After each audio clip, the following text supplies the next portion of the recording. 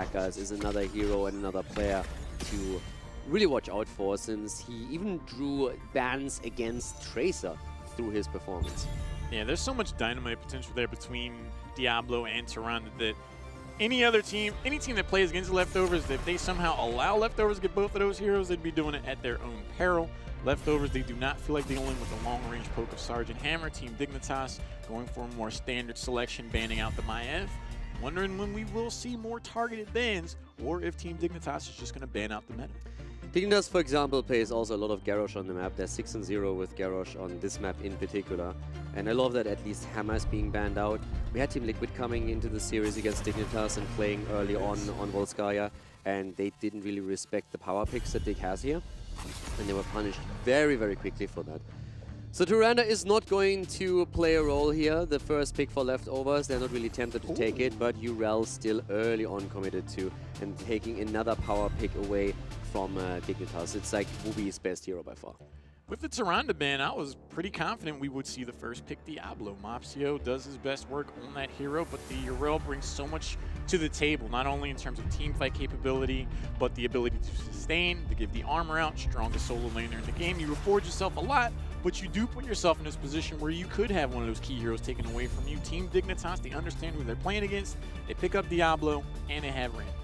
So Diablo taken for Dig now, taking it away from Leftovers. It's also a hero that in the past they didn't really play too much on the battleground. Actually, if I'm not mistaken, this is the first time that they play Diablo here. As I said before, they had a huge focus on Mirrodin, but mostly even Garrosh on the map. Ooh.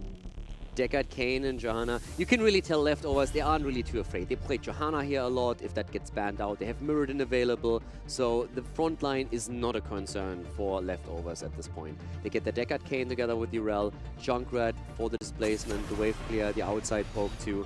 And Dignitas decides that when it comes to tanks, the one they don't want to deal with is that combo with Garrosh and Urel. But there's plenty to go around for Leftovers to have a very solid front line no matter what. There's potentially also for the Diablo pick to be something of an Acme Dynamite kit for Team Dignitas. On Volskaya, there's some wide lanes. It's that much more difficult to land a Shadow Charge out in lane. You have to be really particular about your angles over the objective to land those stuns. You can't get them easily enough fighting over the turrets or the fortification camps. But I don't feel like this is really Diablo's strength. So we could see an instance where JPL goes for the Shadow Charge, doesn't land the stun, and then the response from Leftovers could be pretty severe.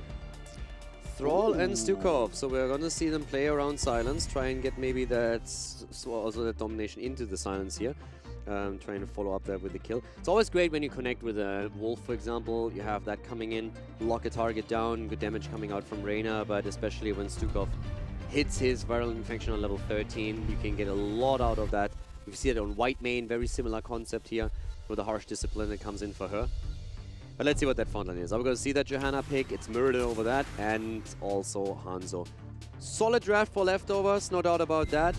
Dig, of course, still pretty scary here. We would expect him with a bit more damage output. I like the Mirrodin choice a lot. You're not really hurting for wave clear when you have Urel and Junkrat, and you're going to go for Hanzo at the back end of the composition, so you don't need Johanna to supplement anything on that front. She can, Mirrodin can jump over the walls, and the Malthael. I was wondering if we would potentially see Malthael show up for the Leftovers, but with the early Urel pick, I thought that'd be something of a heavy gamble as far as having a heavy front line. With that low percentage, anytime Mopsio gets low, last rights could be there. The triple melee setup is becoming super popular, and in this case now it's not only Team Liquid that plays it, Dignitas has played it a lot too, comes in again. You still have that Thrall that can hold the solo lane, but then of course the last rights is incredibly dangerous, especially when you start setting things up through the lurking arm, getting that silence in, and then just capitalizing with the damage, finishing it off with a level 10 on Malthael's side. So yeah, let's see if the Leftovers can maybe start us off with a bit of a potential upset. Dig has always been talking about how they feel they have that slow start into a series. Very little of that to be seen lately when you look at their match histories, but they still believe that their first map is usually the weakest. The main thing for me, Cavalier, is I'm just glad we're not seeing Gazlo. When I saw Gazlo picked up in the finals of the Western Clash, I was like, what?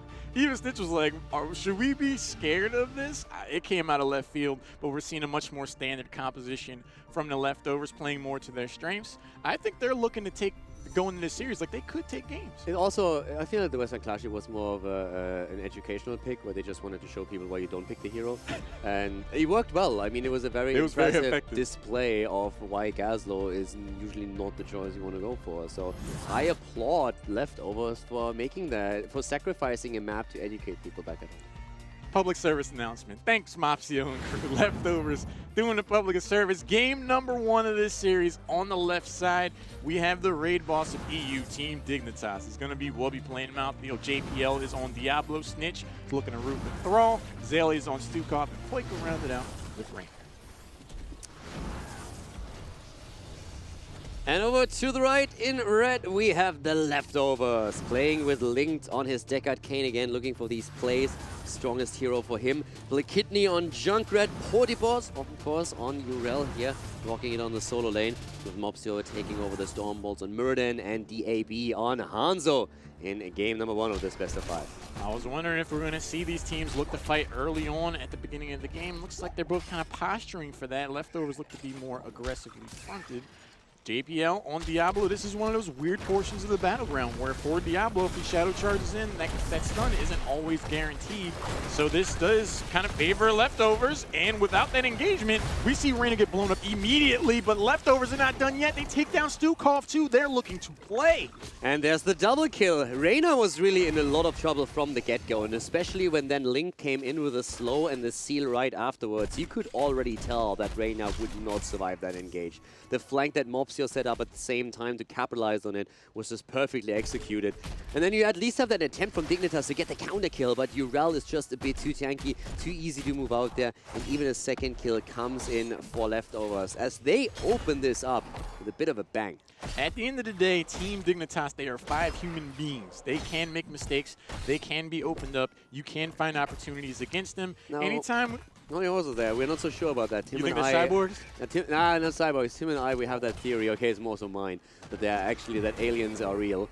And we have them right in front of us. So the human beings, be careful there. There's an asterisk on that statement. It hasn't been entirely confirmed. Could be one way or the other.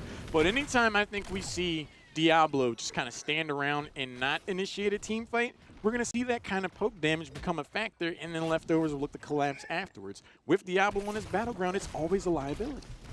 You know how they have these alien movies where the aliens just reveal themselves by having that extra set of eyelids that all of a sudden starts blinking? That's what I normally wait for when we have Snitch in an interview. I'm always looking at his eyes, and I'm like, one day he's going to reveal himself here. So, that being said, jokes aside, we have already a camp attempt here. And this is actually Leftovers with that level 4 talent, securing themselves the first healing beacon. I mean, when all said is and done, this is 2 leading kills. This is a 1-level lead nearly for Leftovers. They have the healing beacon taken. They are in an amazing position. I also want to quickly point out that we have a very different build on the side of Hanzo, where DAB is going into Redemption on level 1. The explosive arrows are nothing that is too crazy. We see that a lot. But having Redemption on level 1, focusing those auto attacks way more heavily. And it makes a ton of sense when you consider the playstyle that we usually see from DAB. When you look at the early takedowns, it's a huge positive sign for Leftovers, undoubtedly. But in the grander scheme, losing heroes early on isn't really going to be that much of a detriment.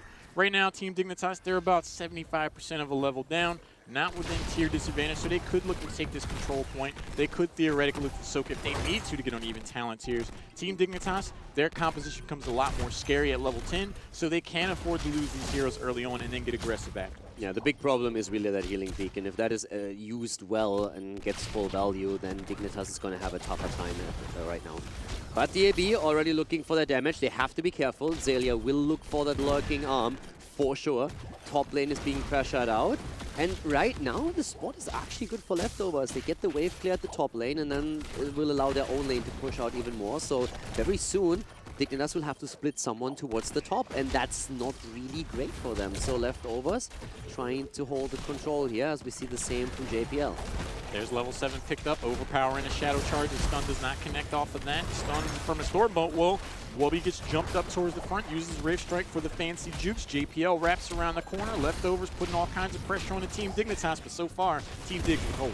Yeah, and there is the potential to go for Poik again, and he goes down. Reyna is dead, and that came exactly off that play that I mentioned. Junkrat pushing out the top lane, force Thrall to respond after it's taken, and it's a 5 versus 4 in the middle in Leftovers' favor. And just as Thrall rotates back down, Poik finds himself on the wrong side, and immediately we're seeing Leftovers take the opportunity to get the kill, and now they have a massive lead on the objective. They haven't won it yet, but it's a good setup for them. Rainer was like, hey, I can use some help, guys. Stukov was like, hold please. I'm over by the well, by the way. Oh, so you're dead. That is a huge opportunity found and seized upon by Leftovers. They're feeling pretty good about things. 85%, they can't afford to back off and hit the well.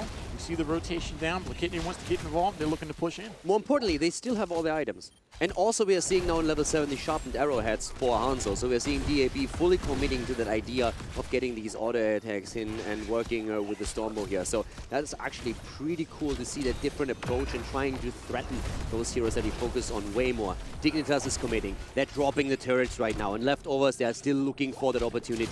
They have the level 9, a slight advantages in stats right now, and they will soon make their own moves, still working around that healing beacon. I adore the positioning from JPL. He was eating so many shots to really maximize the value out of the turret. It will ultimately go down. Leftovers have a great comp to be able to siege that down. Turret drops also. There's the root.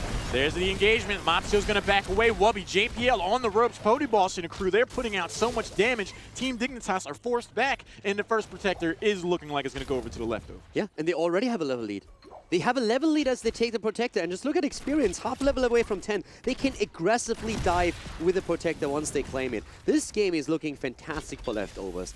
And as much as we talk about Dignitas being those Titans, keep in mind how things change if they actually lose here. Leftovers will take a very good position within the standings and all of a sudden threaten the number 2 spot again, and also threaten Fnatic's positioning, who are currently at least hoping for the number 3, if not even the number 2 spot, depending on Team Liquid's future results. The final standings are very much up for debate right now. Team Dignitas are in a position where they are not anywhere near heroics. The Dragon Arrow was ambitious, but either way, it should zone back enough to allow Leftovers to put serious damage onto this fort.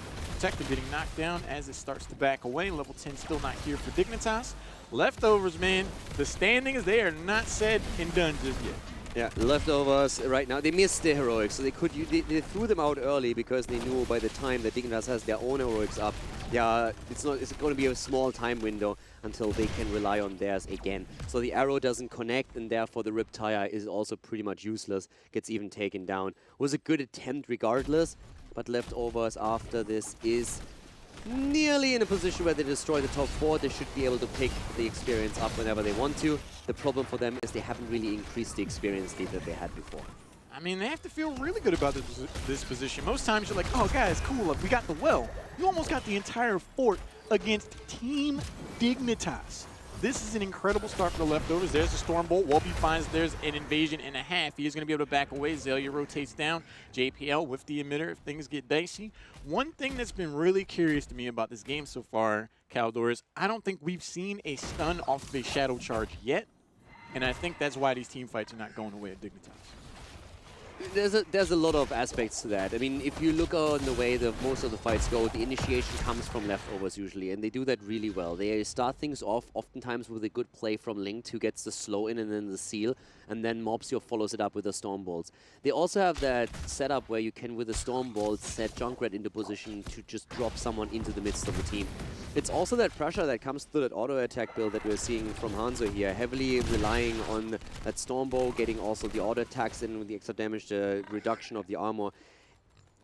All of that added together really created opportunities for Leftovers to get these kills, and they're trying to do that again.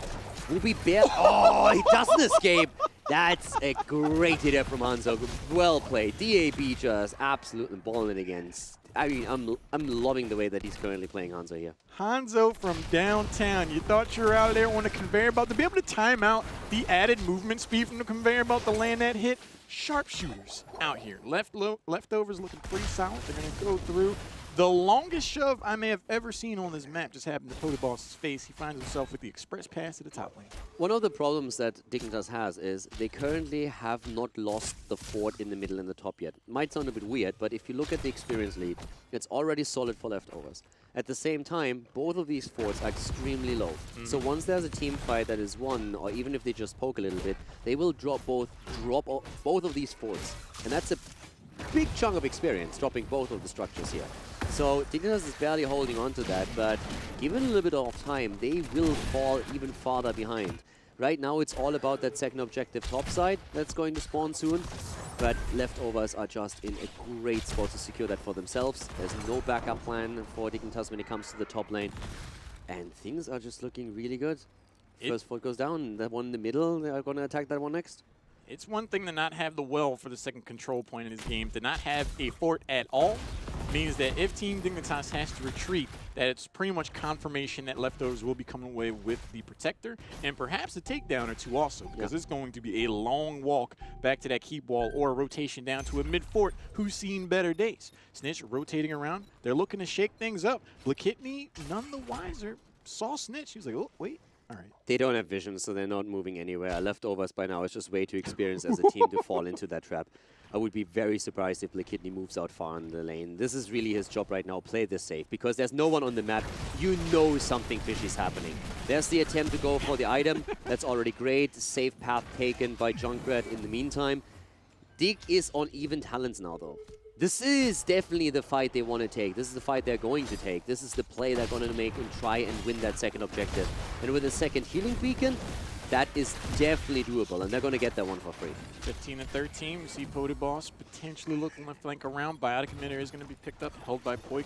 JPL has one too, so there is a ton of sustain. Maybe they're not going to need that well. Maybe they won't need that fort with how much sustain these two emitters should be able to bring towards Dignitas. 99%, it's overtime. Shadow Charge goes in, that's going to connect. There's the overpower. We jump in, the silence lands. Blast Rights isn't even needed to take down the GOAT. Zelia sees better days, hits the Heisman Trophy pose, sends someone to the back line and saves his own skin. Lurking Arm definitely getting the value here from Zelia. The kill absolutely crucial. But still, they're just now starting to channel on their own side. And the immediate rotation towards the middle shows that Leftovers understand they can't fight for the objective right now. They have to buy a little bit more time, and they instead use the time to get even farther ahead. And in experience, they're actually also knocking towards level 16. That would be another talent advantage. The GOAT is back in another 6, so they can easily re-engage into that fight and might even be able to do that with a talent lead if they find a bit more experience through Junkrat at the bot lane. It might be something of a silver lining, but you do still have Ardent Defender if you're Urel. It was just unfortunate that she jumped into the silence from Stukov without being able to press any buttons. That's going to be a pretty easy takedown. Level 16 is here, only 80%. Now it is going to get contested. Mopsio steps forward with the tier advantage. Leftovers are looking to go. Mopsio half off. There's the root. Snitch comes around on the flank. High DAB puts a good amount of damage on him. Lornado sends Zelia back. Link is trying to keep the back line alive. There's another lurking arm. Right now, no takedowns, Calvin. Overtime, they need to go in if they want to get the Protector. They don't. It's Dignitas who claims it. If they can get a kill as well, that would be fantastic for them. But instead, we have the lockdown against Diablo. Oh. Here comes the Riptire, but JPL survives and immediately channels on the Protector.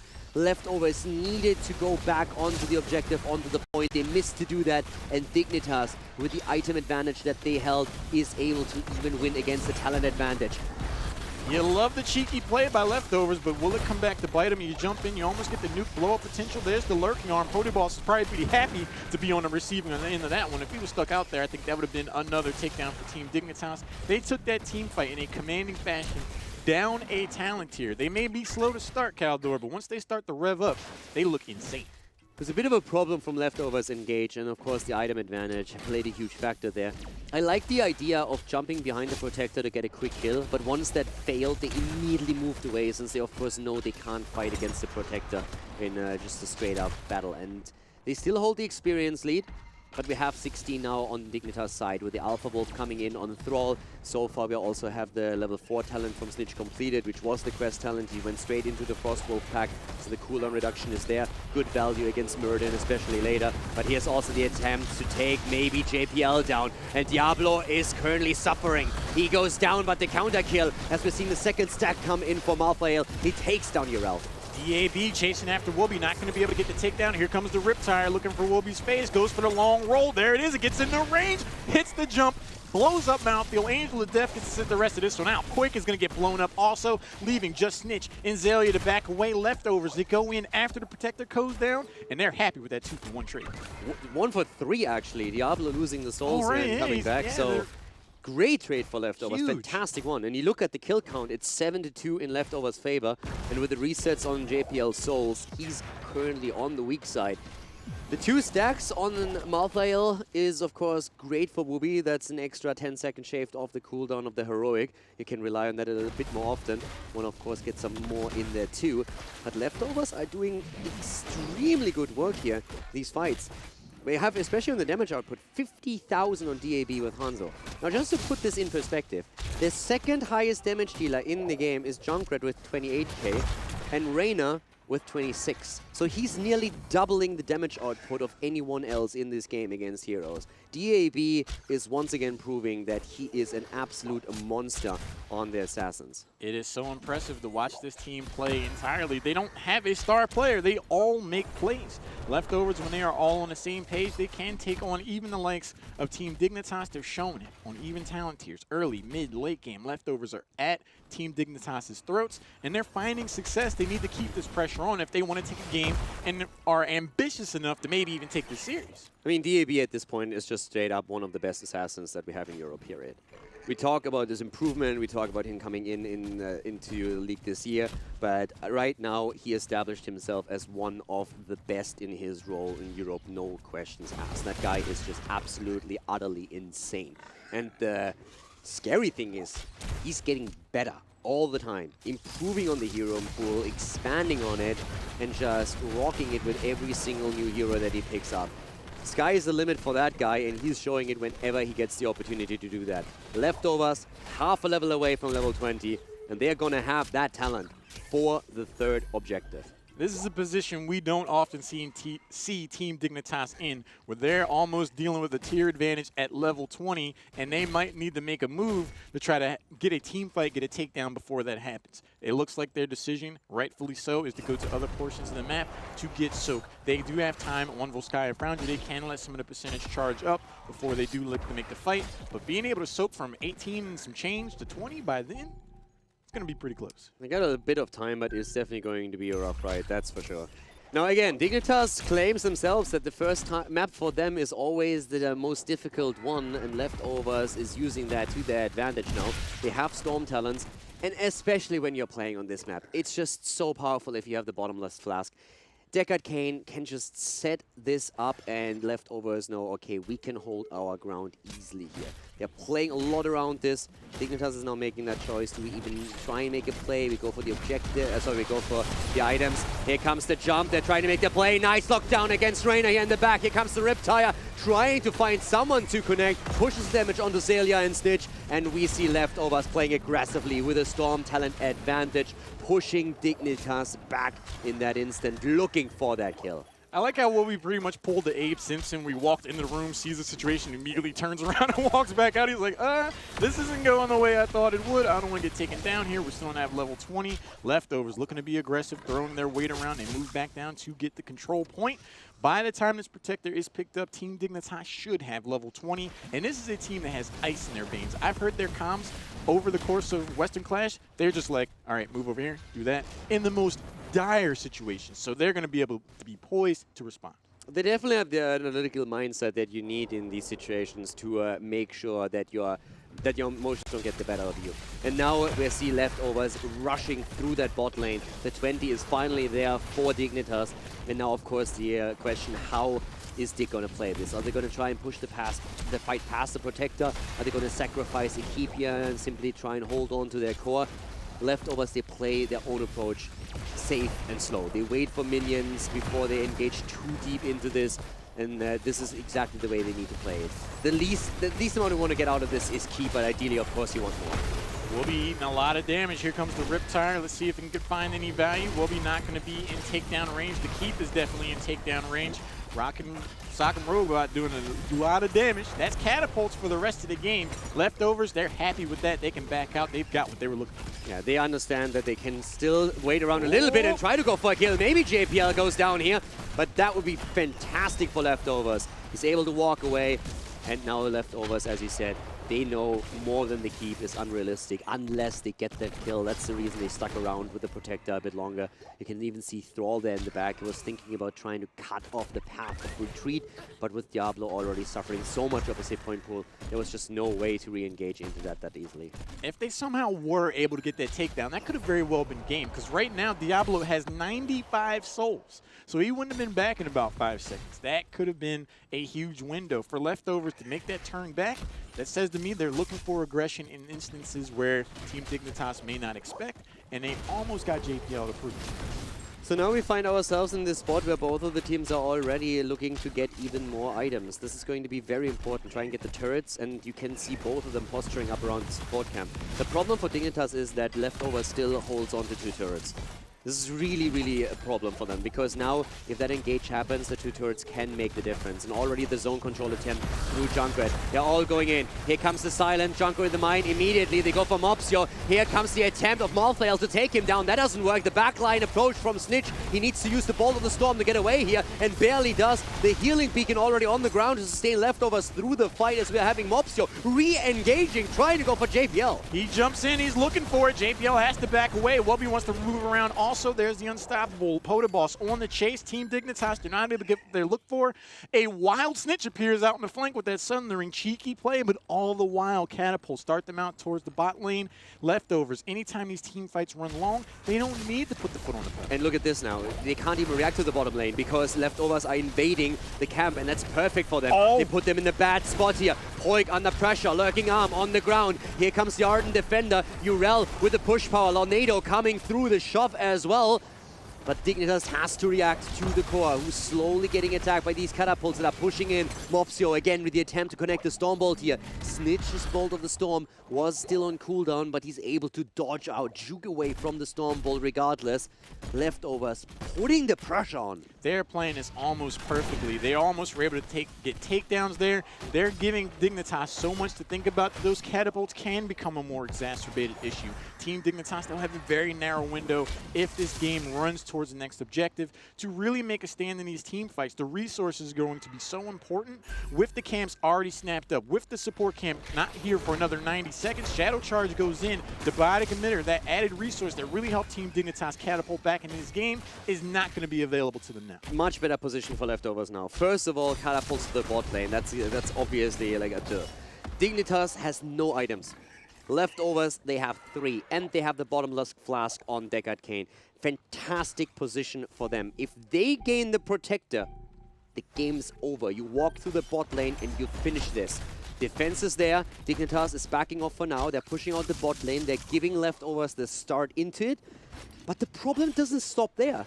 Leftovers have a fountain in the mid lane and a fort. They have 3 turrets. They have bottomless flask, a fountain in the mid lane. Dignitas needs to find a quick kill here. This is such an insanely good position for Leftovers that only a big mistake on their part can lose them the objective. I'm just keeping an eye on a mini-map, Caldor, because I've seen Snitch for the past 20 seconds at least just hang out up there waiting for that right opportunity to go in with the Sundering. If Leftovers, if they have their head on a swivel, they gotta be like, well, I'm only counting 4 people here. So Snitch has to be around somewhere. It looks like the way Mopsio is positioned, he is waiting for that potential flank. Potoboss is there if it comes from the bottom. Also, the root is just going to get avoided by JPL. Has to use his teleport to be able to get out of there. A nice Riptire. So once Dignitas, if they go in, those health bars are pretty chunked in. Fantastic Riptire here, for sure. 99% already. There's the overtime. They're going for Diablo. JPL in trouble, and they're jumping after him. They're going for him, and he is about to fall here. JPL goes down, the first one to die. The souls reset, and Dignitas is on the run. The overtime is gonna give Leftovers the Protector here, and with 5 man on the ground and the Protector taken 23 minutes into the game, this should be it. This should be Leftovers walking away with a victory as they are moving through the bot lane. Team Dignitas find their backs firmly against the wall at 23 minutes. I'm not sure even they are going to be able to save game number 1. We see the Leftovers marching down, looking for the death push. Wubby pushes past the Protector, tries to get on a link. The shield goes down from the Protector. A lot of damage is going into the Diablo. He's pretty much an enlarged Murky at this point without those souls. He's taken down immediately. No souls, no chance, and the Protector is still fighting here. They're going in again. Zalia is in trouble. Malthael is already down, and that is just kill after kill coming in for the Leftovers. 11 against 2 as they are dominating game number 1. Great performance here. Good macro game and the coordination in the team fights that they needed. Wooby buys back, but that's only going to result in a second death of him. Malthael falls once more, and this is Leftovers reaping what they saw, moving in, going straight for that core, dropping Team Dignitas in game number 1 to secure themselves a lead in the best of 5 series. Great performance here by Leftovers. The core goes down, and Team Dignitas needs to start a comeback. Leftovers play this series, or at least game 1, in an incredible fashion. Caldor, sometimes you see a team lose a game more than win it. This was an instance where Leftovers took the fight to Team Dignitas